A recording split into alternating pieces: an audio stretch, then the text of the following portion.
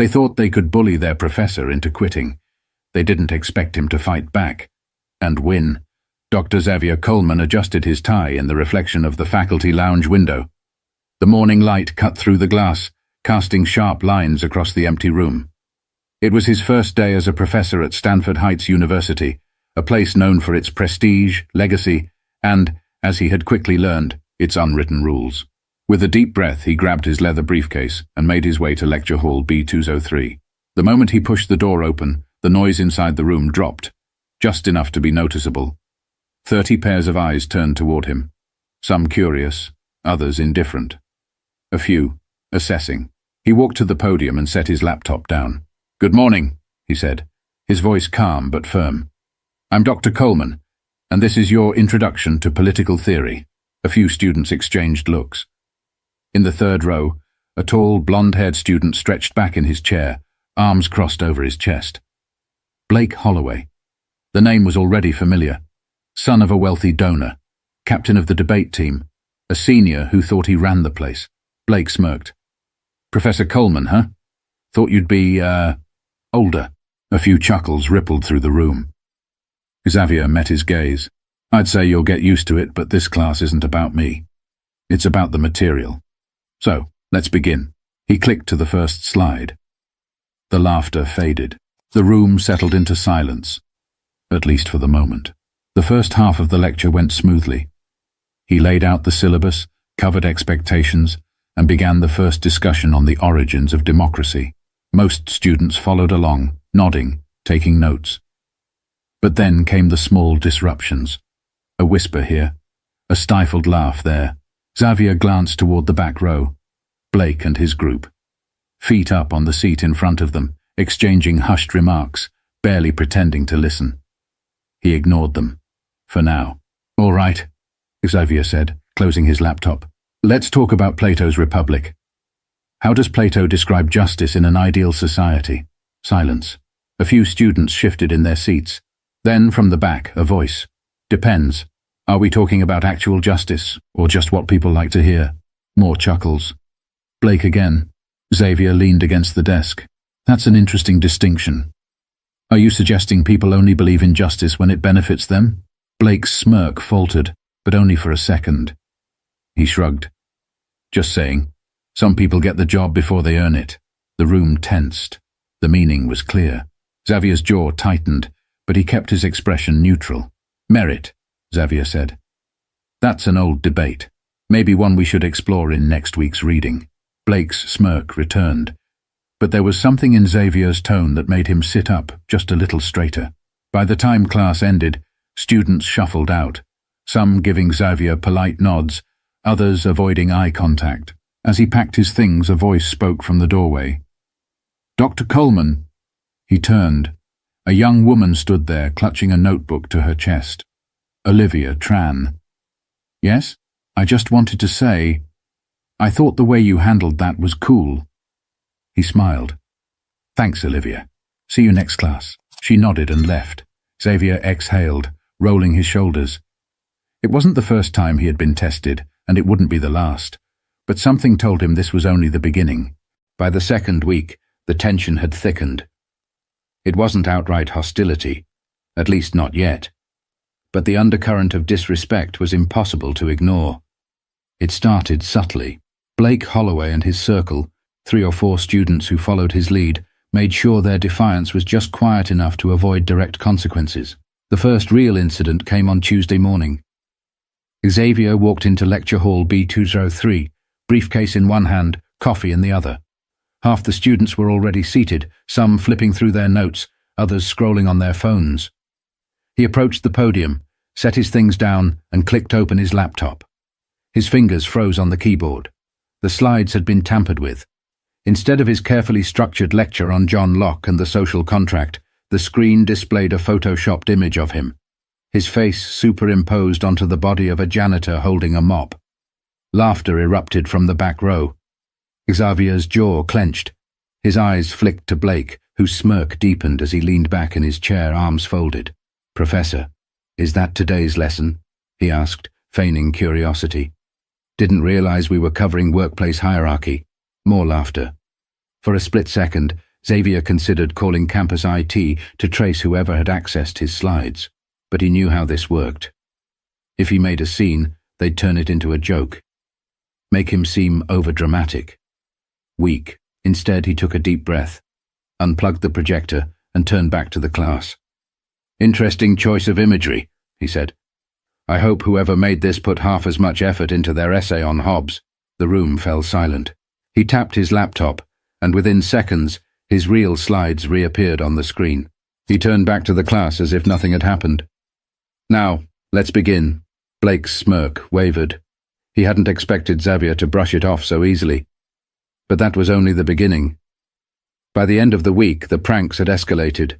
His office door was covered in crude drawings, not outright offensive, but just enough to mock him. An anonymous email circulated through the student body, questioning his credentials. And then there was the classroom incident.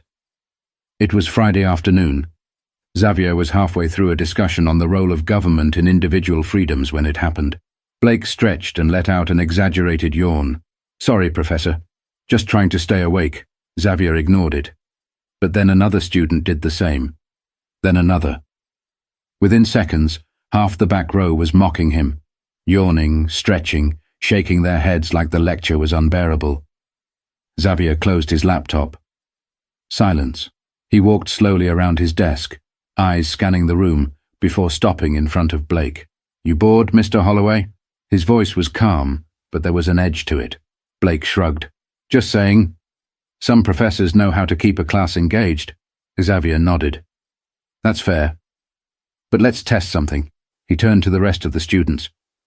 "Anyone here who wants to leave, go ahead. Right now. No penalty." The room stilled. A few students exchanged glances. One girl shifted in her seat, as if contemplating it, but no one moved. Xavier looked back at Blake. "Looks like engagement isn't the issue, is it?" Blake's smirk slipped. Xavier turned and walked back to the podium. "Now, let's continue." The games were over, but the real fight hadn't even begun. By the third week, the situation had gone from petty games to outright sabotage. Xavier arrived at his office early Monday morning, ready to prepare for the day's lecture. As he reached for the doorknob, his hand stopped mid-air. The door was covered in red marker. Big, messy letters scrawled across the wood. "Fraud.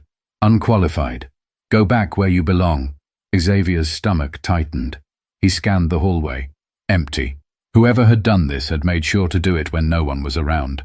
His hands curled into fists, but he forced himself to exhale slowly.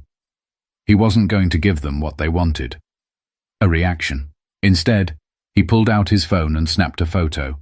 10 minutes later, campus security arrived. The officer, a stocky man with thinning hair, scratched his chin as he looked over the vandalism. "Probably just some dumb kids messing around," he said. "You want us to file a report?" Xavier studied the officer's face. Indifferent. "Yes," he said. "And I want a copy of it for my records." The officer shrugged. "Sure thing, Professor." As he walked away, Xavier leaned against his desk, staring at the door. They wanted him out. That much was clear, but he wasn't going anywhere. That afternoon he stood in front of his class, ready for whatever they had planned next. The moment he began speaking, his laptop screen glitched. A loud, distorted voice blared through the speakers. "Imposter! Imposter! Imposter!" Laughter erupted from the back row. Blake sat there, arms crossed, shaking his head like he couldn't believe what he was witnessing. Xavier's jaw tightened. He unplugged the speakers, his face unreadable. "Whoever spent their weekend hacking my system, I hope they put the same effort into their research paper." The laughter faded. Blake sat up straighter, his smirk not as strong as it had been before. He had expected anger, maybe even humiliation, but Xavier was still standing, and that was starting to frustrate him. The final blow came Wednesday morning. Xavier was midway through grading papers when his phone buzzed. A new email. Subject: Urgent complaint. Dr. Xavier Coleman. His stomach dropped. He clicked it open and read, "Dear Dr. Wright, it has come to my attention that Dr. Xavier Coleman has been engaging in unprofessional behavior, showing clear bias towards certain students, and failing to maintain a fair academic environment. Several students have expressed concerns about his ability to conduct himself appropriately as a professor. We urge the administration to investigate these claims. The message was unsigned, but Xavier wasn't an idiot. He knew exactly who was behind it. Less than an hour later, he sat across from Dr. Ellen Wright, the department head. She tapped a pen against her desk as she skimmed the complaint. "These are serious accusations," she said finally. Xavier folded his hands. "And they're completely false." Dr. Wright sighed, setting the paper down. "I believe you, Xavier. But things like this, they don't just disappear." His pulse pounded in his ears. "So what are you saying?" "I'm saying you need to be smart about this." She leaned forward. "If someone wants you gone, they're not going to stop here. Be ready." Xavier sat back, staring at the ceiling for a long moment. He had two choices: back down or fight back. He chose the second. But he had no idea just how far things were about to go. By Friday, Xavier thought he had prepared for anything. The vandalism, the emails, the classroom antics, he had handled it all, but nothing could have prepared him for what happened next. That afternoon he walked across campus, lost in thought, his mind racing through ways to get ahead of the situation. That's when he noticed the snickering. Two students passed him near the library, one nudging the other with a barely concealed grin. Another group near the quad glanced at him, whispering behind their hands. Something was wrong. His phone vibrated in his pocket. A text from Olivia Tran. "Dr. Coleman, have you seen this?" His chest tightened. He clicked the link she sent. A YouTube video. The title made his stomach drop. "Professor Coleman can't handle his own class." His thumb hovered over the play button. He inhaled sharply, then pressed it. The video started with low-quality phone footage taken from the back of his lecture hall. It showed the speaker hack incident, where the distorted voice had blared "imposter" through the room. The camera zoomed in on his face, catching the exact moment his expression shifted. Then, an edit. A slow-motion effect made his reaction look exaggerated, like he was breaking under pressure. Over it, text in bold red letters. "Weak. Pathetic." The next clip was from earlier in the semester, his first encounter with Blake. But the audio had been altered. In the clip, it sounded like Xavier had stumbled over his words, hesitated too long before answering. The caption, "Doesn't even know what he's talking about." The final section showed the yawning stunt, students mocking him. Except the edit made it seem like the entire class had turned against him. At the bottom of the screen, a poll. Should he be fired? The votes weren't in his favor. Xavier's jaw clenched. His hands shook, not with fear, but with something heavier. Rage. This wasn't just disrespect anymore. This was an attack. A calculated attempt to ruin him. He walked straight to his office and locked the door. He needed to think. This wasn't a fight he could win in private. Blake and his group had made this public, so that's exactly where he needed to take it. For the first time in days, a small smile pulled at the corner of his lips. If they wanted to play dirty, he'd show them what a real counterattack looked like. That night, he made a video of his own. Not an angry rant, not a defensive speech.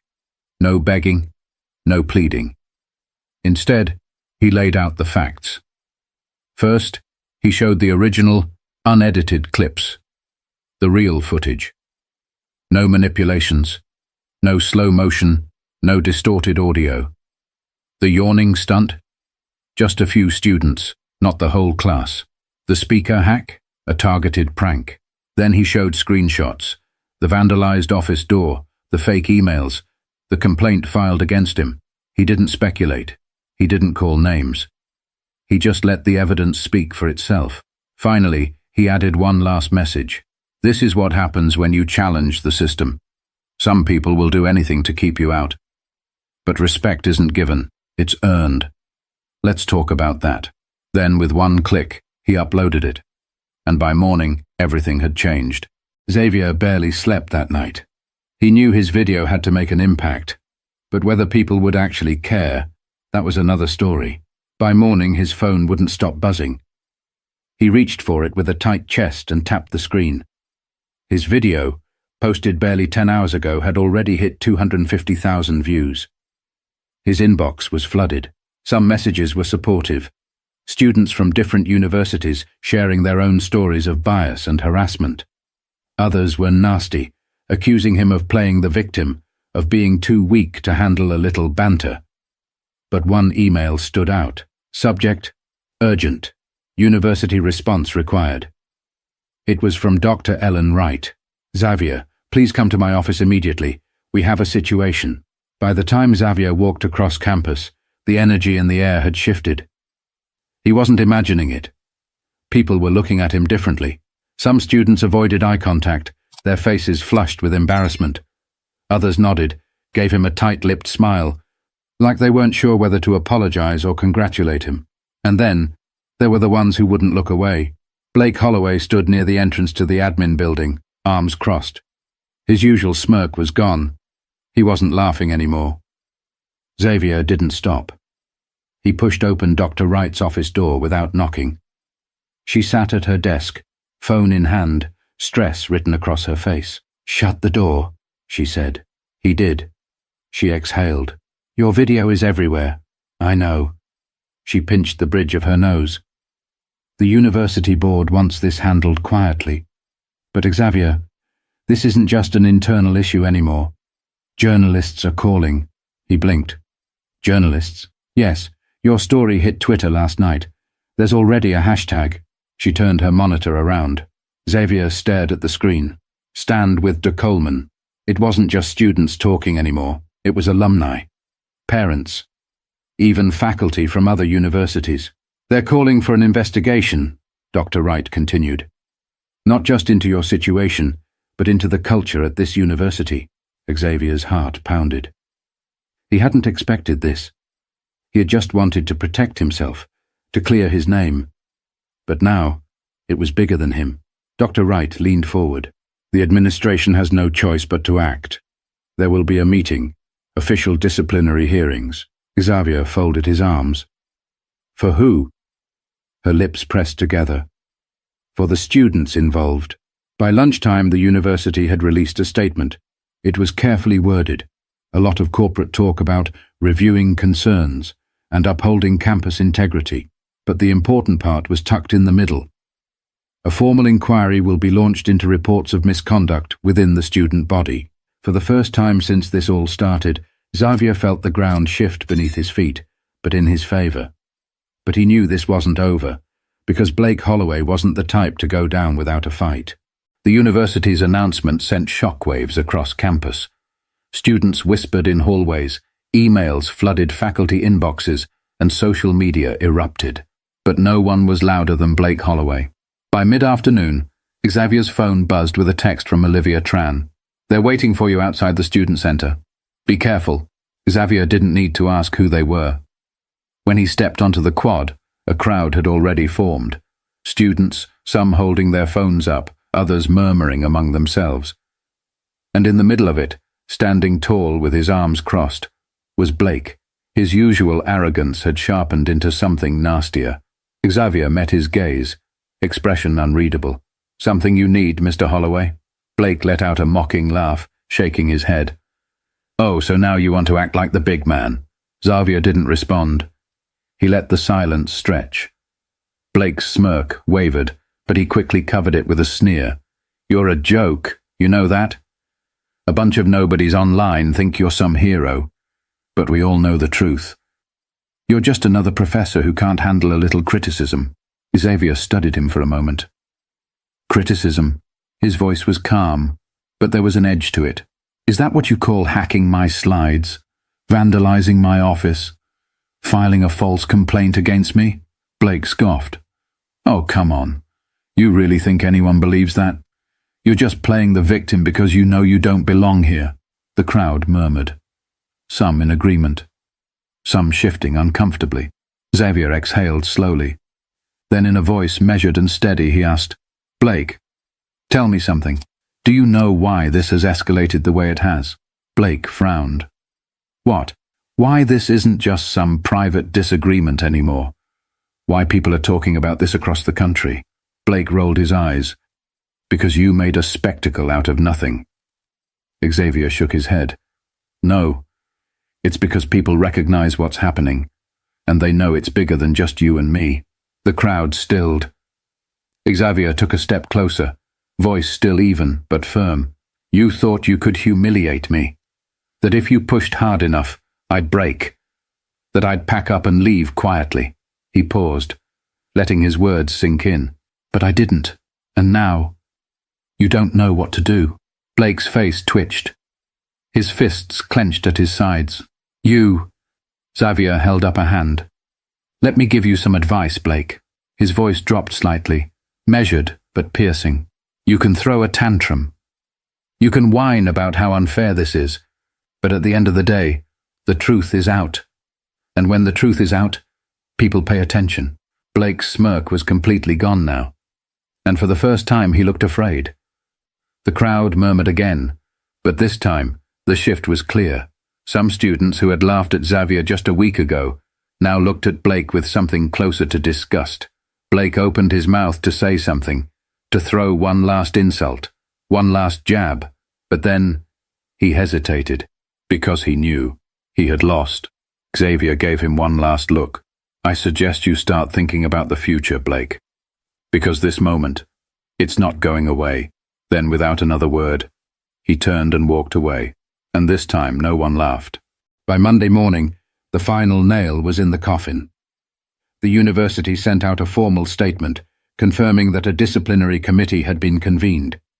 They didn't name names, but everyone knew exactly who was under investigation. Blake Holloway and his group. Xavier sat in his office, scrolling through emails. The messages had shifted. No longer just support from strangers, but students. Some he had never even spoken to. Apologizing. Dr. Coleman, I should have said something sooner. I'm sorry. I was in your class last year. I saw what they did to you. I didn't do anything. And now I regret it. I never realized how much power some students think they have over professors. Thank you for standing up for yourself. Xavier leaned back in his chair, exhaling slowly. He had won. But it didn't feel like victory. It felt like proof. Proof of how many people had been watching, silently, uncomfortably, afraid to take a side until it became too big to ignore. There would be meetings, hearings. Blake's father would probably pull every string possible to protect his son, but the damage had already been done. Blake Holloway's name was tarnished, and more importantly, so was his power. That afternoon, Xavier walked into Lecture Hall B203. For the first time in weeks, there was no tension, no whispering, just students waiting for class to begin. He set his laptop down and surveyed the room. A few students gave him nods of acknowledgement. Olivia sat near the front, notebook open, ready. Even some of the students who had once mocked him now sat quietly, their faces unreadable. Xavier cleared his throat. All right, he said. Let's get back to learning. And this time, everyone listened. Respect isn't given. It's earned. But sometimes it's taken for granted. People abuse power because they think no one will ever push back. But when you stand your ground, when you refuse to be intimidated, something incredible happens. People wake up. So what would you have done in Xavier's place? Would you have fought back or walked away? Let me know in the comments, and if this story resonated with you, don't forget to subscribe for more. See you next time.